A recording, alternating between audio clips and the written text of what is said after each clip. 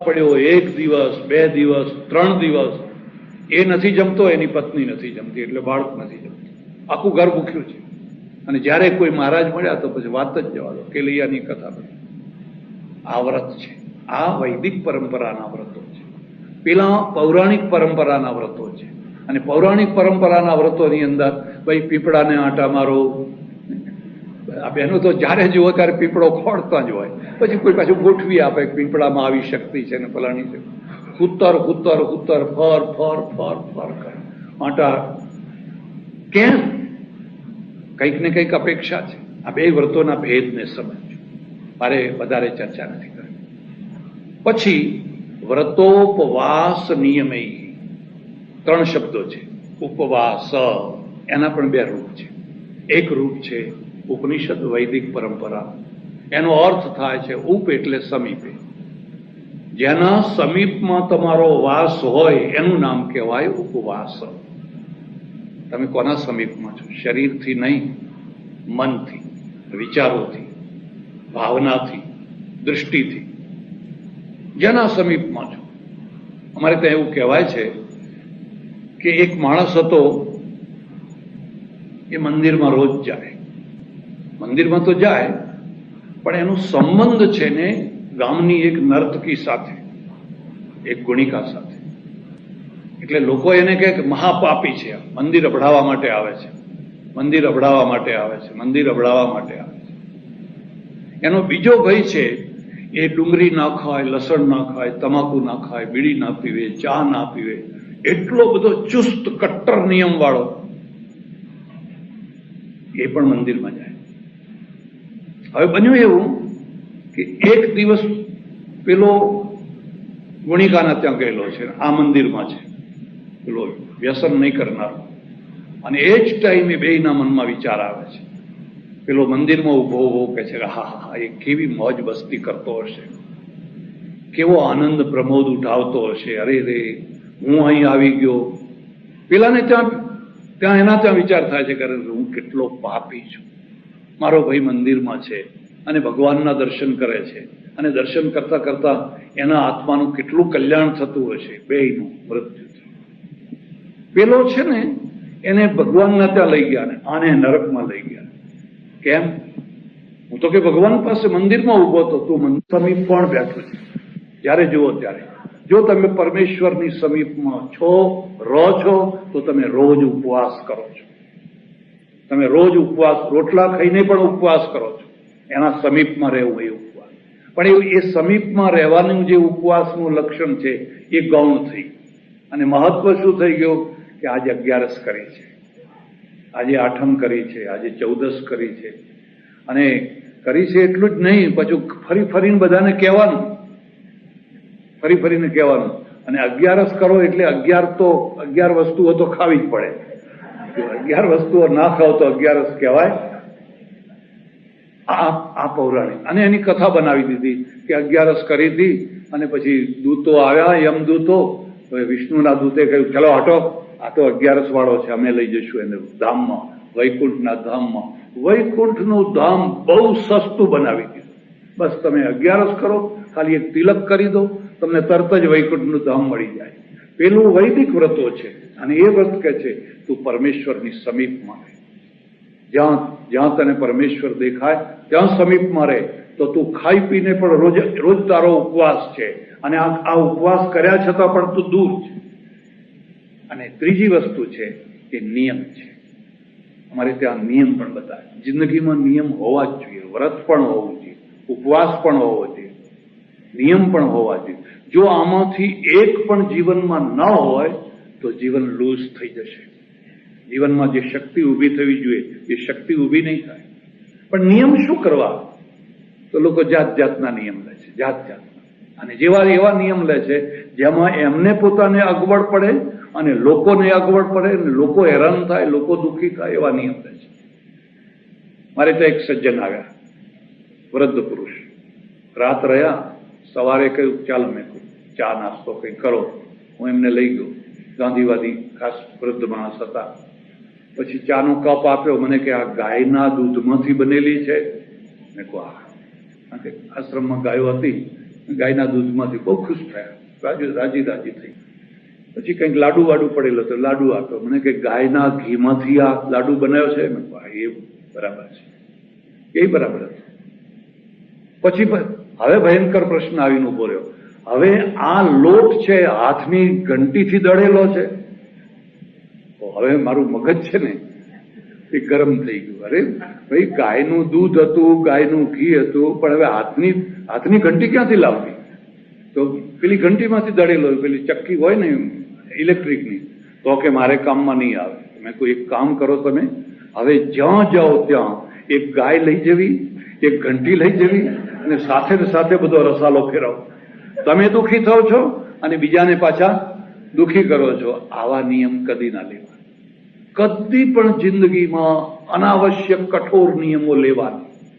કઠોર નિયમો તમને દુઃખી કરશે અને લોકોને દુઃખી કરશે. તમે કોઈના ત્યાં મહેમાન થઈને જાઓ તો એને દુઃખ દેવા ના જશો. હું આ નથી ખાતો, મારાથી આ નહીં ચાલે, મારે આવું નહીં ચાલે, મારો આવો નિયમ છે. એ નિયમ નહીં, તો નિયમ બતાવ્યા છે અને એ વૈદિક પરંપરાના નિયમ છે. એમાં લખ્યું છે શૌચ, સંતોષ, તપ, સ્વાધ્યાય, ઈશ્વર પ્રણિધાનાની નિયમા. યોગ 5 નિયમો બતાવ્યા છે. એમાં સૌથી પહેલો નિયમ બતાવ્યો છે શૌચ, પવિત્ર રહેવું, મલિન ના રહેવું, ગંધાતા ના રહેવું. તમારું શરીર, તમારા કપડાં, તમારો ચહેરો, તમારી આંખો, તમારું બધું જ પવિત્ર શૌચ હોવું જોઈએ, સ્વચ્છ હોવું જોઈએ. જો તમે ગંધાતા હશો, જો નાતા ધોતા નહીં હો અને ગંધાતા કપડાં પહેર્યા હશે, તો તમે સજ્જનોની સાથે બેસી નહીં શકો. લોકો તમારા પ્રત્યે ઘૃણા કરશે. એકવાર એક સજ્જનના ત્યાં જમવા જવાનું થયું. મારી બાજુમાં જ બેઠેલા અને એક ભાઈએ આવીને એમની ઓળખાણ આપી. મને કે આ તો બહુ મોટા તપસ્વી છે. બહુ મોટા તપસ્વી? તો શું તપ કરે છે? 40 વર્ષથી દાંતણ નથી કર્યું. મને 40 વર્ષથી એમણે દાંતણ નથી કર્યું. કે પેલા એ ફટ દઈને 32 બતાવી તો મને હમણાં જાણે ઉલટી થઈ જશે. મને બંધ કરો, મોઢું બંધ કરો, મોઢું બંધ કરો. હવે દાંતણ ન કરવું એને આને નિયમ બનાવી દીધો છે અને એને તપ માની લીધું છે. ચાણક્ય લખ્યું છે કુચૈલિનમ દંતમલોપધારિણમ બહવાશિષમ નિષ્ઠુર ભાષિણમ ચ. જે હંમેશા મેલા કપડા પહેરે છે, કુચૈલિનમ, અને જેના દાંત જ્યારે જુઓ ત્યારે બગડેલા ને બગડેલા, દંતમલોપધારિણમ બહવાશિષમ, જે ખાખા કરે છે, નિષ્ઠુર ભાષિણમ ચ, અને જે જ્યારે જુઓ ત્યારે નિષ્ઠુર ભાષા બોલે છે. મૃદુ ને મધુર ભદ્ર ભાષા નથી બોલતો, નિષ્ઠુર ભાષા બોલે છે. જે સાંજ પહેલા સૂઈ જાય છે, હજુ સૂર્યાસ્ત નથી થયો, સૂઈ જાય છે, અને સૂર્યોદય પછી ઉઠે છે. લક્ષ્મી કહે છે યદિ ચક્રપાણી, એ સાક્ષાત વિષ્ણુ હોય તો પણ હું એનું ઘર છોડીને ચાલતી થઈ જાય.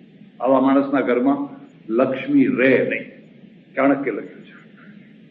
એટલા માટે લખ્યું છે કે આપણા મનમાં આ બધી સ્વચ્છતા રહે. તમારું પાણીયારું કેવું છે, તમારા લોટા કેવા છે, તમારું આંગણું કેવું છે, તમારું ઘર કેવું છે, તો જ લક્ષ્મી રહે, નહીં તો લક્ષ્મી ના રહે. યદિ ચક્રપાણી, જો ચક્રપાણી હોય તો પણ હું એનું ઘર છોડીને ચાલતી હતી. આ વ્રત આપ્યું શૌચ, તું સ્વચ્છ રહેજે, મલિન ના રહીશ. સંતોષ, પછી બીજું વ્રત આપ્યું, નિયમ બતાવ્યો, તું સંતોષ કરજે, તૃપ્તિ કરજે, પુરુષાર્થ કરજે, 2 પૈસા કમાજે. પેલા ઋષિએ કહ્યું છે બુદ્ધ્યૈ ન પ્રમદિતવ્ય, 2 પૈસા કમાજે, પણ સંતોષ કરજે. અને ક્યાં સંતોષ કરવો અને ક્યાં ના કરવો એનું પણ બધું બતાવ્યું ચાણક્ય. સંતોષ સ્ત્રીષુ કર્તવ્ય, સ્વદારે ભોજને ધને. એ ભાઈઓ 3 જગ્યાએ સંતોષ કરજો. પોતાની પત્નીમાં, પોતાના પતિમાં, સ્વદારે ભોજને ધને, ભોજનમાં અને ધન. તમને જેવી પત્ની મળી છે સુખ અહીંયા જ છે. તમને જેવો પતિ મળ્યો છે સુખ અહીંયા જ છે. જો એકવાર ફાંફા મારતા થઈ ગયા કે આ ખેતર સારું છે, અહીં લીલું ઘાસ છે, અહીં લીલું ઘાસ છે, અહીં ચરવા જવું તો સારું ફાવે, તો પછી ડેરો બંધાશે. ડેરો, કેટલાક ઢોર તમે જોજો, હરાડા ઢોર હોય છે. હરાડા સાંજ પડે ને બધી ગાયો આવીને ખીલે બંધાઈ જાય. ભેંસો ગાયો આવીને ટપોટપ એને ખાણ મૂકે, ઘાસ મૂકે, એના શરીર ઉપર હાથ ફેરવે, પાણી પીવડાવે. અને કેટલાક ઢોરા એવા હોય કે 7 વાગે 8 વાગે આવે જ નહીં. પછી એનો ઘરવાળો હોય ને એ લાકડી લઈને ખોળવા નીકળે તો ક્યાંક ઓખર કરતું હોય. ઓખરનો અર્થ જાણો છો ને? ઉકરડા હોય ને, ઉકરડામાં બધી વિષ્ટા ખાતું હોય, કંઈક ઓખર કરતું હોય. મારીને જોડીને લાવે અને પછી એના ગળામાં ડેરો બાંધી દે. માણસોની પણ આવી જ દશા છે. એટલે પેલા ચાણક્ય કહ્યું છે સંતોષ સ્ત્રી શું કર્તવ્ય. આ નિયમ છે. તમને જે પત્ની મળી, તમને જે પતિ મળ્યો, જો એક વાર તમે સંતોષ કરો તો તમને સુખનો ઢગલો જ ઢગલો છે. પણ જો અસંતોષ કર્યો તો એક થી ચડિયાતા બધા કેટલાય પુરુષો છે અને એક થી ચડિયાતી બધી કેટલીય સ્ત્રીઓ છે. ત્યાં તો કોઈ પૂર્ણ વિરામ છે જ નહીં. અને પછી દોડો જ દોડો મૃગજળ છે. એમાં કશું હાથમાં આવવાનું નથી. અને એમાં ને એમાં રાવણનો વિનાશ થઈ ગયો, કેટલા પતઈ રાજાનો વિનાશ થઈ ગયો. એટલે આ નિયમ આપ્યો, ભાઈ તું તારી પત્નીમાં સંતોષ કર, તારા પતિમાં સંતોષ કર, અને સંતોષ કરીશ તો બસ બહુ સુખી થઈશ. સ્વદારે ભોજને, ભોજનમાં સંતોષ કર. ધને, પુરુષાર્થ કરીને જે કમાયા, પુરુષાર્થ કરીને એ કમાણીમાં સંતોષ કર. બીજાને જોઈને ના થાવ કે એને આમ બંગલો બાંધ્યો તો હું બાંધું, એને આમ કર્યું તો હું આમ કરું. એવું ના કરો. એને ભલે કર્યું હોય, પણ તમારે ઘસઘસાટ ઊંઘવું છે ને, સારી રીતે જીવવું છે ને તો બહુ થઈ ગયું. ઝૂંપડામાંય સારી રીતે રહી શકાય અને બંગલામાંય સારી રીતે રહી શકાય. શરત એ છે કે તમને સંતોષ છે. જો હડકવા હાલ્યો, હળ નથી બાલ બચ્ચાના, નથી ખાવાના, નથી ઊંઘવાના, નથી પીવાના, અને જ્યારે જુઓ ત્યારે અડકાયા કૂતરાની માફક દોડ કરે. સુખ ક્યાં છે? ક્યાં છે સુખ? આવા માણસો પૈસો કમાતા હોય છે પણ ઘર ખોઈ બેસતા હોય છે. અને જ્યારે ઘર ખોઈ બેસતા હોય તો મોડે ખબર પડતી હોય છે કે મારું ઘર તો ખતમ થઈ ગયું. નેપોલિયનના માટે એવું કહેવાય છે, નેપોલિયન દુનિયાને જીતવા માટે નીકળ્યો અને કેટલા વર્ષો સુધી એને અહીં જીત્યો, બધી આખી અડધી દુનિયાને જીતીને જયારે પાછો ફર્યો તો એની ઘરવાળી છે ને કોઈ બીજા પુરુષ સાથે પ્રેમમાં પડી ગઈ. નેપોલિયને કહ્યું તે આ કર્યું. એને એની સ્ત્રીએ જવાબ આપ્યો, તમે આખી દુનિયાને જીત્યા પણ મને ના જીતી શક્યા. તમે મને ના જીતી શક્યા કારણ કે હું છે એ હથિયારથી જીતાનારી વસ્તુ નથી, હું તો પ્રેમથી જીતાનારી વસ્તુ. તમે મને છોડીને ચાલતા થયા. અને નેપોલિયનને ખબર પડી કે ઓહો, ઘરમાં હું હારી ગયો. આખી દુનિયામાં જીત્યો પણ મારા પોતાના ઘરમાં જ હું હારી ગયો. એટલે પેલો ઋષિ કહે છે, ભાઈ જ્યાં છો ત્યાં સંતોષ કરો, અને સંતોષ કરશો તો સુખ મળશે. તમે કમાવું જ જોઈએ. 2 પૈસા કમાવો તો સારા દેખાવ, તો લોકો તમને આવકાર આપે, માન આપે. પણ બાળ બચ્ચા માટે પણ ટાઈમ આપવો જોઈએ. જો કૂતરાને ટાઈમ આપતા હોય, કૂતરાને ટાઈમ ના આપો તો કૂતરું હાથમાંથી ગયું છે. તમે કૂતરું પાડ્યું હોય એને સારામાં સારું ખવડાવો, પણ એક પડોશી માણસ છે ના એના ઉપર હાથ ફેરવે, એના શરીર ઉપર, એના માથા ઉપર હાથ ફેરવે અને એ ખાઈને પેલો હાથ ફેરવવા ત્યાં જતું રહેવાનું છે. રોટલાની વફાદારી કરતા વાલની વફાદારી ઘણી વધારે છે. તમે રોટલો આપો છો ને પેલો વાલ આપે છે, તરત જ કૂતરું રોટલો ખાવા આવશે, રોટલો ખાશે અને પછી પણ જતું રહેવાનું, કારણ કે એને વાલ ગમે છે. એટલે પેલા ઋષિને લખવું પડ્યું, ભાઈ સંતોષ કરો, થોડુંક કમાવું જ જોઈએ, પણ એવું ના કમાવો કે જેમાં તમે ઘરમાં જ હારી જાઓ. તમારી પત્નીને, તમારા પતિને, તમારા બાળકોને, તમારા સગાવાલાઓને કોઈને તમે ટાઈમ જ નથી આપતા. પૈસા લઈ લે, જેટલા જુએ એટલા પૈસા લઈ લે. અરે ઘર બરબાદ થઈ જશે. ખાલી એકલા પૈસાના જોડે ઘર નથી ચાલતું. સંતોષ સ્ત્રીષુ કર્તવ્ય સ્વદારે ભોજને ધને. હવે પછી ઉલટાવે છે, ત્રિષુ ચૈવ ન કર્તવ્ય. પણ 3 જગ્યાએ કદી પણ સંતોષ ન કરો. અધ્યયને, ભણવામાં, વિદ્યામાં. બસ બહુ ભણ્યા, હવે કઈ જરૂર નથી, બધું આવડી ગયું. નહીં, માણસ આખી જિંદગી વિદ્યાર્થી છે. અધ્યયને, અધ્યયન કરો, ભણો, વાંચો. અધ્યયને જપદાનયો, જપ કરવા, ઈશ્વરનું સ્મરણ કરો, મારી વાત ઉપર વિશ્વાસ કરો. હું તમને કોઈ બીજી સાધના નથી બતાવતો. અને હું તો તમને એટલે સુધી કહું છું કે આ યોગના શિબિરોમાં કદી ભાગ ના લેવો. આજકાલ બહુ નીકળ્યા છે, બધા કુંડલી જગાડે ને કોઈ શક્તિપાત કરે, એમની જ કુંડલી જાગી નથી હોતી, એમની પોતાની જ કુંડળી જાગી નથી હોતી, એમના અંદર જ શક્તિપાત નથી થયો હોતો. આ બધી ખોટી વાતો છે. તમે બેઠા બેઠા ઈશ્વરનું સ્મરણ કરો. જપ દાનયો, જે તમારા ઈષ્ટદેવ. આપણે સનાતન ધર્મી છીએ અને સનાતન ધર્મમાં એક જ પરમેશ્વર છે. આપણે એકેશ્વરવાદી છીએ, પણ ઈષ્ટદેવ ઘણા છે. પરમેશ્વર એક જ છે. ઘઉં એક જ છે, વાનગીઓ ઘણી છે. એક જ ઘઉંમાંથી લાડુ બની શકે, શીરો બની શકે, રોટલી બની શકે, પૂરણપુરી બની શકે, તમારે જે બનાવવું હોય બનાવી શકે. ઘઉં એક જ છે. પરમેશ્વર એક જ બ્રહ્મ છે, એક જ પરમાત્મા છે. પણ એને કોઈ બ્રહ્મા કે, કોઈ વિષ્ણુ કે, કોઈ શિવ કે, કોઈ શક્તિ કે, કોઈ રામ કે, કોઈ કૃષ્ણ કે, એ તો આપણે બધા ઈષ્ટદેવ છે. પણ જે તમારા ઈષ્ટદેવને તમે પકડ્યો હોય બરાબર પકડો, એને છોડ ના કરો, વારંવાર એમાં ઉથલા ના મારો. મારા એક ઓળખીતા સજ્જન છે, એ દર 6 મહિને ભગવાન બદલી નાખે છે. દર 6 મહિને ભગવાન બદલી નાખે. એક બીજા સજ્જન છે, એ દર 6 મહિને સંપ્રદાય બદલી નાખે છે, ધર્મ બદલી નાખે છે. મેં એમને પૂછ્યું તું ક્યાં? મને કે હજુ મને જોઈએ એવો ઈષ્ટદેવ સાચો મળ્યો નથી. ક્યારે સાચો મળે? જ્યારે મારું કામ કરે ત્યારે. હવે એનું કામ શું છે? એનું કામ છે કે આ 2 કરોડની લોટરી મને લગાડી આપે. આ 2 કરોડ વાળી જે લોટરી છે એ મને લગાડી આપે તો હું સમજુ કે આ ઈષ્ટદેવ સાચો છે. આવા માણસોના હાથમાં કશું નથી આવતું હોતું. તમે એક પોતાના ઈષ્ટદેવને પકડીને રહો, ફાંફા ના મારો, બદલ ના કરો. બદલ કરશો કે બદલાવ કરનારા છે એમનાથી સાવધાન રહો. કોઈ પણ સાચો સંત હોય કદી બદલાવે નહીં. જ્યાં તારી શ્રદ્ધા છે એ જ બરાબર છે. અમારી સંન્યાસીઓની આ જ પદ્ધતિ છે. તમે શિવના ભક્તો હો તો ઓમ નમઃ શિવાય બોલવાનું. તમે કૃષ્ણના હો તો શ્રી કૃષ્ણ શરણમ મમ, ઓમ નમો ભગવતે વાસુદેવાય. અંતે તો એકનું એક જ છે. અમે કદી એવો આગ્રહ ન કરીએ કે તમારે આ જ બોલવાનું ને આ બધું બંધ કરી દેવાનું, એવો કદી દુરાગ્રહ ન કરીએ. એટલે 3 નિયમ જપદાનયો. જપમાં કદી પણ સંતોષ નહીં કરવાનો, બને એટલો જપ કરો અને મારી વાત ઉપર વિશ્વાસ રાખો.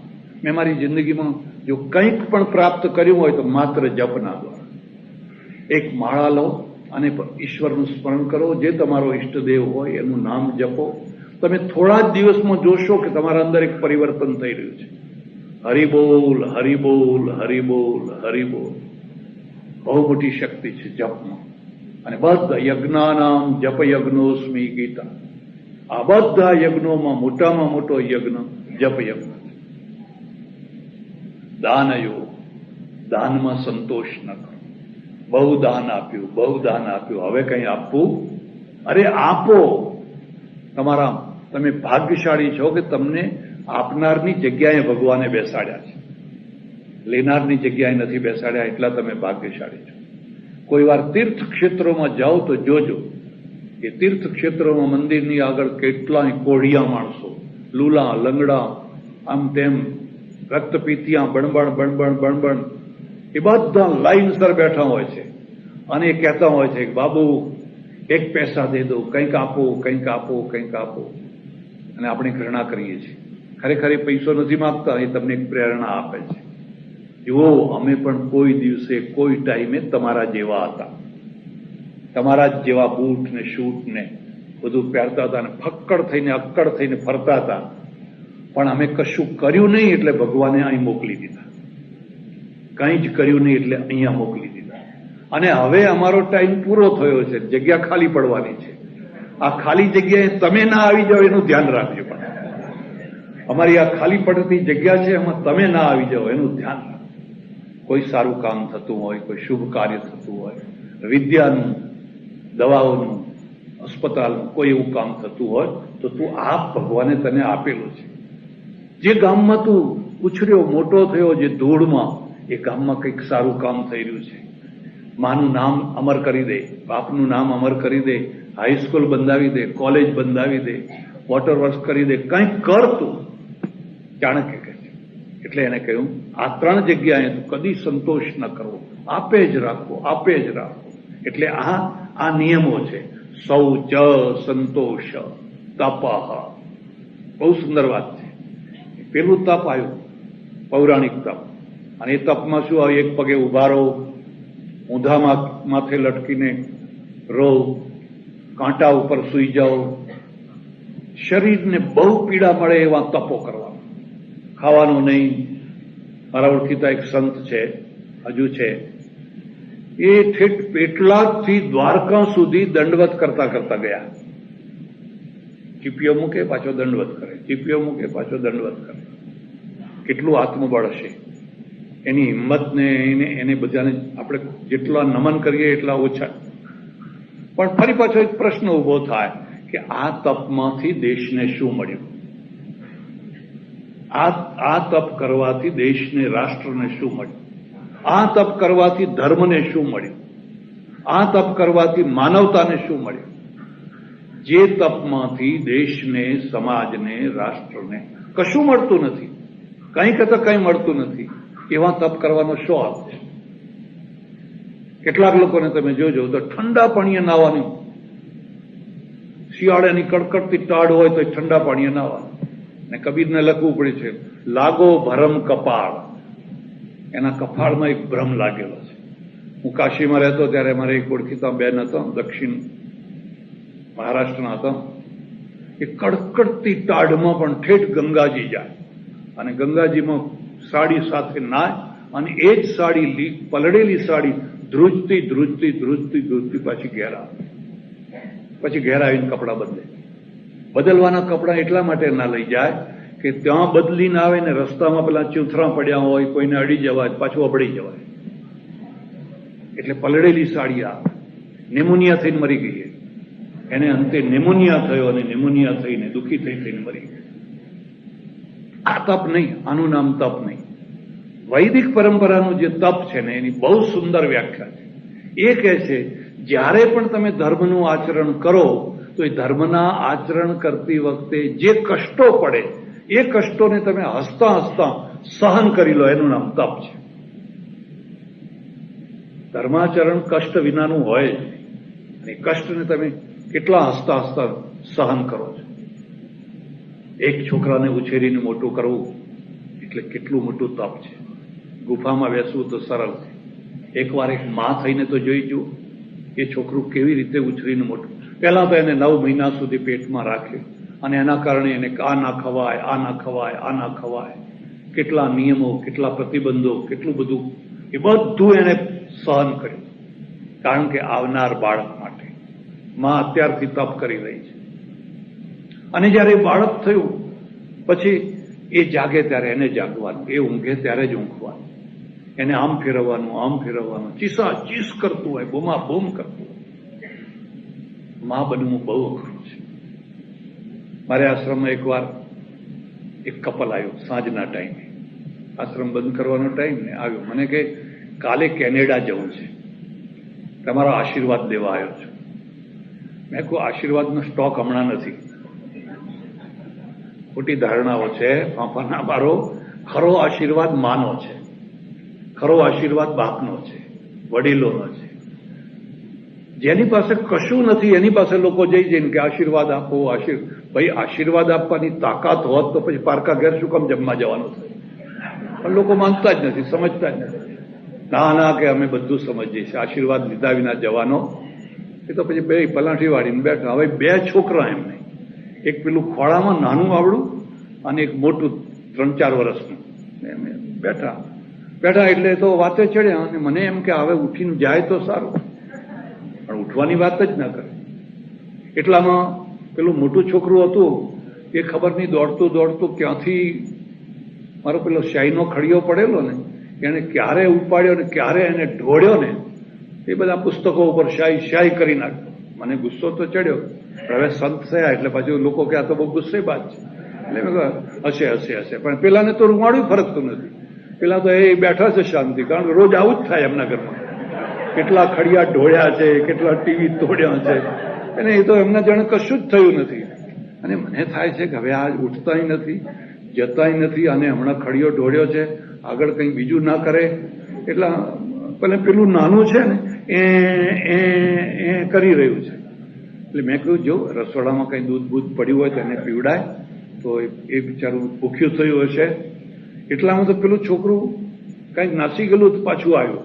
પાછું આવીને એક ચડ્ડીની એક બાઈ ઊંચી કરીને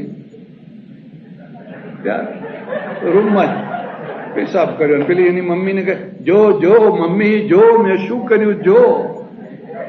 અને મને એમ થાય કે ઓ ભગવાન હવે આ જતા નથી. એટલે પેલી એની મમ્મી તો બસ સ્થિત પ્રજ્ઞ છે, જાણે કંઈ જ થયું નથી. પછી મને કે મહારાજ કંઈ પોતું છે? એટલે મેં કહું અમારે ત્યાં પોતું હોતું હશે, પોતું તમારે ત્યાં હોય. પાણી ને બધું લાવીને મઢ સાફ કર્યું જેમ તેમ કરીને, અને પછી જેમ તેમ વિદાય થયા. અને હું વિચાર કરું છું કે તપ એ કરે છે કે હું કરું છું? તપ તો એ કરે છે. આ બે છોકરા ઉછેરીને મોટા કરવા એ કોઈ રમત વાત છે? એની માને કેટલું સવારથી સાંજ સુધી કેટલું આ તપ છે, અને એ તપને કોઈ સમજતું નથી. ભારતમાં સ્ત્રીઓ તપ કરે છે અને એ તપની કોઈ નોંધ નથી લેતું. એ પરોડિયાના, ખાસ કરીને ગામડામાં, શહેરોમાં ઓછું, પરોડિયામાં 4 વાગે ઉઠે છે, 3 વાગે ઉઠે છે, અને ત્યારથી જે કામ કરવાનું શરૂ કરે છે રાતના 10-11 વાગ્યા સુધી. આ તો સારું છે કે હજુ સુધી આ બહેનોનું કોઈ યુનિયન બન્યું નથી. અને જો આ બહેનોનું યુનિયન બને અને તમારી પાસેથી ઓવરટાઈમ માગે તો તમારી બધી કમાણી ઓવરટાઈમ આપવામાં ચાલી. તમે 8 કલાક કામ કરો, એ તો 16 કલાક કામ કરે. અને પાછા જ્યારે જુઓ ત્યારે ફૂંફાડા મારો છો, ચાલ આવજે, મરી ગઈ, ક્યાં ગઈ, આમ ગઈ. અરે એ તો 14 કલાક 12 કલાક કામ કરે છે. આ તપ છે, આનું નામ તપ છે. તમે ઘસઘસાટ સૂતા છો, ઘસઘસાટ, અને મહેમાન આવ્યા છે અને ઉઠી અને પૂરીને શાક ને બનાવીને હસતા હસતા જમાડો છો. આ તપ છે. ભૂખ્યા રહેવું એ તપ નથી, આ તપ છે. તમારા ઘરમાં કોઈ વૃદ્ધ માણસ બીમાર છે અને આખી રાત તમે એના માથા ઉપર પોતા મૂકો છો, પગ દબાવો છો, પંખો નાખો છો. આ તપ છે. અને એમાંથી આશીર્વાદ મળતા હોય, એની આંતરડી ઠરે, એમાંથી આશીર્વાદ મળતા હોય. જિંદગીભર બાપ જીવ્યો, માં જીવી, કદી પેટ ભરીને ખાવાનું ના આપ્યું, અને મર્યા પછી હવે આખું ગામ જમાડે છે. મારી માના પાછળ આખું ગામ જમાડે. અરે તારી માને શું ગામ જમાડવાનો હતો કે જીવતી હતી ત્યારે હરખો રોટલો તો આપતો નતો, હવે તું ગામ જમાડવા નીકળ્યો છે. કારણ કે વાહવાહ કરાવી છે. આ તપ છે. તપની વ્યાખ્યા સમજો. પેલી પૌરાણિકમાં શું કરી દીધું કે એ ખાવાનું બંધ કરી દીધું, એક પગે ઉભો રહી ગયો, ઊંધા માથે લટક્યો, આમ દુઃખ સહન કર્યું. એ તપ છે. એ પૌરાણિક તપો છે. એ તપો નથી ખરા. ઉઘાડા પગે ફર્યા, આવું કર્યું. અને આપણી ધાર્મિક જે છે એમાં બતાવ્યું તપ એટલે જ્યાં તમે ધર્માચરણ કરો ત્યાં જે કષ્ટ પડે એ કષ્ટોને હસતા હસતા સહન કરી લો, એનું નામ તપ છે. તમે ભણો છો અને ભણતી વખતે તપ કરવું પડે છે. ભણતી વખતે બધાને સગવડો નથી હોતી. કોઈને સગવડ હોય છે ને કોઈને સગવડ નથી હોતી. હું બહુ અગવડોમાં ભણેલો છું. મારા અનુભવો જો કોઈ વાંચ્યા હોય તો ખબર પડે તમને. મારી પાસે તો પુસ્તક ખરીદવાના પૈસા નહોતા. ખાલી 10.5 આના જોઈએ, 8 આના જ હતા. 2.5 આના માડ એક જગ્યાએથી મળ્યા. પણ લાઇટ ક્યાં? રૂમમાં તો કોઈ અજવાળું જ નથી, લાઇટ નથી. પછી હું એક વૃંદાવનમાં એક બહુ મોટા શેઠ ને શેઠનો આમ ઝરોખો ને નીચે ઓટલો, આગળ રોડ, તો એ ઝરોખામાં એક લાઇટ લટક્યા કરે. એટલે હું પેલે ઓટલા પર બેઠો બેઠો લઘુકૌમુદી વાંચ્યા કરું. 1 દિવસ 2 દિવસ, 3જા દિવસે જઈને બેઠો એટલે અંદરથી લાઇટ બંધ કરી દીધી. એટલે હું સમજી ગયો કે મારું બેસવું અમને ગમતું. હવે હું વાંચું છું એની સંસ્કૃતિ માટે, એના ધર્મ માટે, મારા માટે નહીં. એનો ધર્મ, એની સંસ્કૃતિના માટે વાંચું છું. પણ એ તરત જ લાઇટ બંધ કરી દીધી.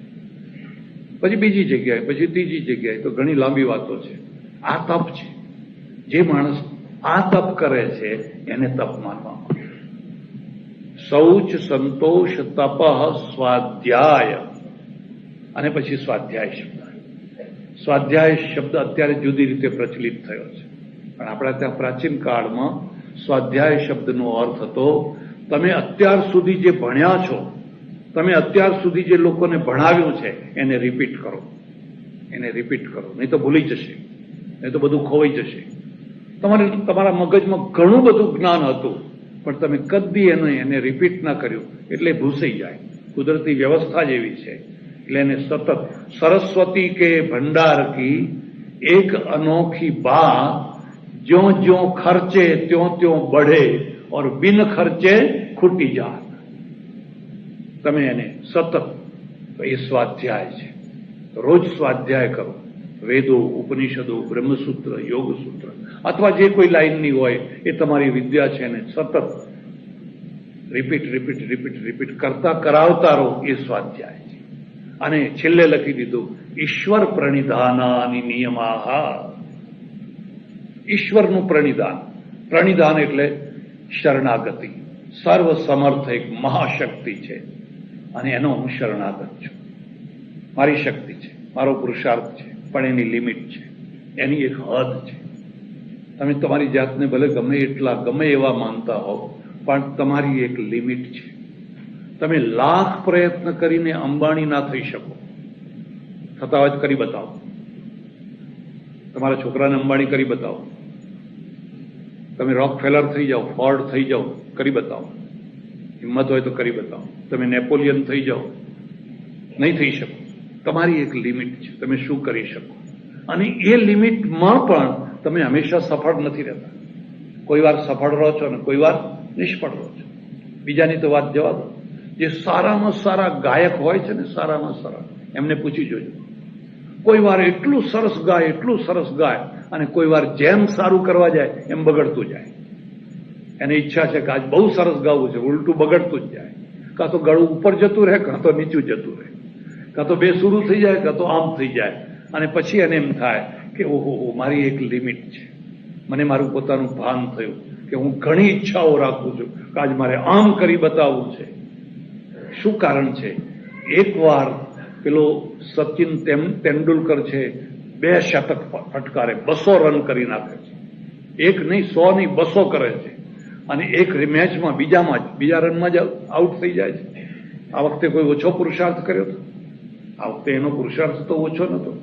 પેલી વાર એને 200 કર્યા, હમણાં 2માં તરત જ આઉટ થઈ ગયો, હારી ગયો. કેમ? શું કારણ છે? માણસની સાથે એક લિમિટ મૂકી દીધી છે. અને લિમિટ મૂકી છે એટલે માણસ છે. એટલે જ માણસ છે. તમે કલ્પના કરો, તમારી એક ઈચ્છા પૂરી થઈ હોત તો તમે ક્યાં હોત? બચપણથી અત્યાર સુધી જેટલી ઈચ્છાઓ થઈ એ બધી ઈચ્છાઓ પૂરી થઈ હોત તો તમે ક્યાં હોત? તમને એમ લાગશે કે અમુક ઈચ્છાઓ પૂરી ના થઈ, એ સારું જ થયું, એ સારું જ થયું. એ ના થઈ એટલે આજે હું આ કક્ષાએ છું. જો મારી બધી ઈચ્છાઓ પૂરી થઈ હોત તો કેટલી વાર તો ખાડામાં પડવાની ઈચ્છા થઈ, ભયંકર ખાડામાં પડવાની ઈચ્છા થઈ. પેલા હાથ પકડીને ખેંચી લીધો, ઉભો રહે. જેમ માં છે એ એના બાળકને પેલો સર્પને પકડવા જાય ને માં હાથ ખેંચી લે, અગ્નિને પકડવા જાય ને માં ખેંચી લે, અને છોકરું રડ કરે, અગ્નિ પકડવી છે. માં કે ના બેટા, હું દાજી જવાય. પરમાત્મા માં છે, ઈશ્વર પ્રણિધાના. એક વાર તમે એને લગામ સોંપો, પોતાના રથની લગામ એને સોંપો, પછી તમે જોજો કે તમને જ્યારે ભાન હોય ત્યારે તો ઠીક છે, પણ તમે જ્યારે બેભાન અવસ્થામાં હો ત્યારે પણ એ તમારો હાથ ખેંચી લે છે, તમારું રક્ષણ કરે છે, તમને બચાવે છે. એટલે પેલું કહે છે, આનું નામ નિયમા છે. ઈશ્વર પ્રણિધાનાની નિયમા. આ 5 નિયમો અને પેલા જે તપ છે એ બધું ભેગું થાય ત્યારે એક વૈદિક પરંપરાની આખી વ્યવસ્થા થાય. આ વ્યવસ્થાથી માણસ અને સમાજ અને રાષ્ટ્ર બધાનું ઉત્થાન થાય. બધાનું ઉત્થાન. આખો દેશ શૌચ છે, પવિત્ર છે. ભારત માટે એક બહુ મોટું કલંક છે. અને મને ઘણીવાર લોકો પૂછે, તમને પૂછતા હશે, ડર્ટી ઇન્ડિયા. ઇન્ડિયા બહુ ડર્ટી છે. વાતે સાચી છે. કયા મોઢે આપણે કહીએ કે ના અમે બહુ ચોખ્ખા છીએ, અમે બહુ શુદ્ધ છીએ? કયા મોઢે કહીએ? ગામ ગંધાઈ રહ્યા છે. ગામમાં જ્યાં જુઓ ત્યાં ઉકરડા. અને રોડ ઉપર લોકો ગમે તેમ સંડાસ જવા બેઠા હોય છે, ગમે તેમ લાઈન સર. બધા મુંબઈ જાઓ એટલે તમે જુઓ તો બધા લાઈન સર બેઠા હોય. હમણાં 2-4 વર્ષ પહેલા મારે આવવાનું થયેલું.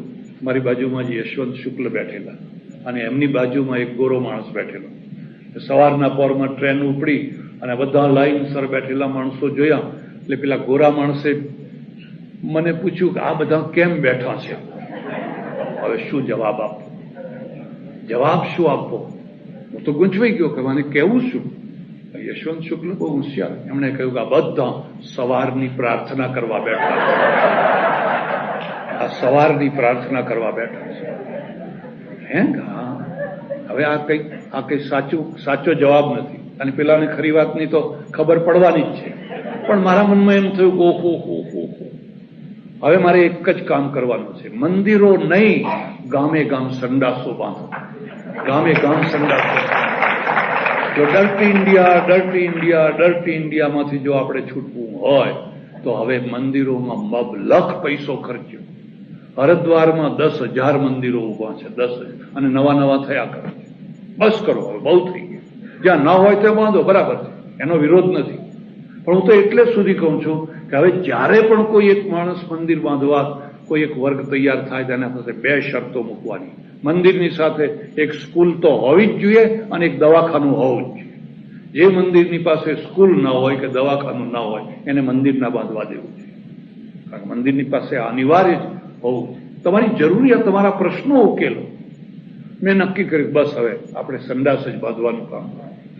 અને બન્યું એવું કે થોડા જ દિવસોમાં અમેરિકાથી એક મારા ઓળખીતા સજ્જન આવ્યા. મને કે મારે 25 લાખ રૂપિયા ખર્ચવા છે, પણ મને સૂઝતું નથી કે મારે ક્યાં ખર્ચવા, એટલે હું તમારી પાસે આવ્યો છું. તમે અમને બતાવો કે મારે આ પૈસા ક્યાં ખર્ચવા.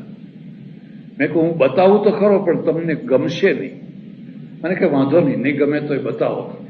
મેં કહ્યું જો અમારે ગામે એક ગામ છે ને, 5-5, 10-10, 15-15 સંડાસ બંધાવી આપો. આ બહેનો 10 વાર ઊભી થાય છે, 10 વાર બેસે છે. આખો દિવસ ઘરમાં આમ કુદરતી હાજતને રોકીને બેસી રહે છે, અને પછી રાત્રે 10-10 વાર ઊભા. જેટલી વાર ગાડી આવે, લાઇટ પડે એટલે ઊભા વળી પાછા. આપણે શરમાવવું જોઈએ, આપણને શરમ આવવી જોઈએ. મને કે મહાત્મા થયા છો અને બતાવ્યું ને આવું બતાવ્યું. મેં પહેલા જ કહ્યું હતું તમને કે કોઈ મંદિર બાંધવું હોય, કોઈ બ્રહ્મ ભોજન કરવું હોય, કોઈ સાધુ ભોજન કરવું હોય, તમે કોઈ બીજે જાઓ. તો અહીં ના આવીશ તો બીજે. આપણે પણ નિયમમાં તો શૌચ લખી દીધું, પણ જીવનમાં શૌચ નથી.